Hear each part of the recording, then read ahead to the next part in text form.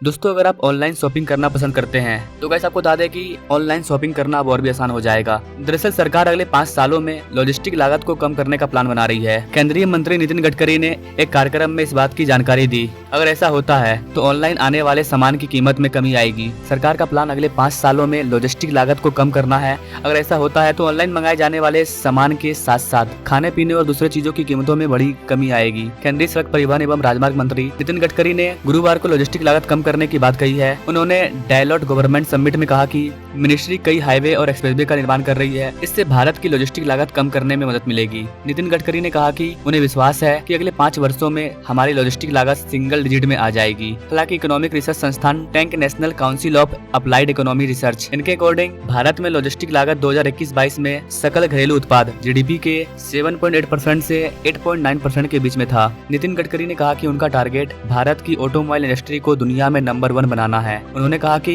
भारत पिछले साल ही जापान को पीछे छोड़कर के दुनिया का तीसरा सबसे बड़ा मोटर वाहन बाजार बन चुका है ऑलरेडी। अभी हमसे आगे सिर्फ चाइना और अमेरिका ही बचे हैं। उन्होंने कहा कि भारत की ऑटोमोबाइल इंडस्ट्री का आकार 2014 में 7.5 लाख करोड़ रुपए से बढ़ करके 2024 में 22 लाख करोड़ रुपया हो चुका है। इसके अलावा उन्होंने कहा कि भारत दुनिया में सबसे तेजी से बढ़ने वाला प्रमुख अर्थव्यवस्था है। उन्होंने कहा कि अगर हम किसानों की क्रय शक्ति बढ़ा सके तो इसका हमारी अर्थव्यवस्था पर काफी बड़ा सकारात्मक प्रभाव पड़ेगा। उन्होंने इस बात पर भी जोर दिया कि भारत को अपना निर्यात बढ़ाने और आयात कम करने की जरूरत है। इसके अलावा सबसे इम्पोर्टेंट चीज उन्होंने कहा कि भारत को स्मार्ट शहरों की नहीं बल्कि स्मार्ट गाँव की जरूरत है। जी हाँ गाइस, भारत में अब स्मार्ट शहरों के साथ साथ स्मार्ट गाँव पर चर्चा चल रही है। भारत में अब स्मार्ट गांव बनाए जाएंगे। कई सारे स्मार्ट गांव देखने को मिल रहे हैं आज के टाइम में, जो एक स्मार्ट शहर से काफी अच्छा है। एक स्मार्ट गांव की सबसे अच्छी खास बात ये होती है कि वहाँ पर पॉल्यूशन ना के बराबर होता है। पॉल्यूशन होता ही नहीं है। किसानों के लिए अच्छी फैसिलिटी होती है, खेत भी होता है, पर्वत भी होता है, नदियाँ भी होती है, अच्छी सड़क होती है। मतलब एक समाज को, एक इंसान को रहने के लिए जो नेचुरल थिंग चाहिए वो सब स्मार्ट गाँव में अवेलेबल होगा। इसके अलावा इन सारी चीजों के साथ साथ AI बेस्ड इंडस्ट्रीज, किसानों के खेती करने के लिए आधुनिक टेक्नोलॉजी का व्यवस्था, ये सारी चीजें स्मार्ट गाँव में देखने को मिलेगी। ये नितिन गडकरी का एक बहुत बड़ा सपना है कि वो भारत में स्मार्ट शहर की तरह स्मार्ट गांव को बनाएंगे।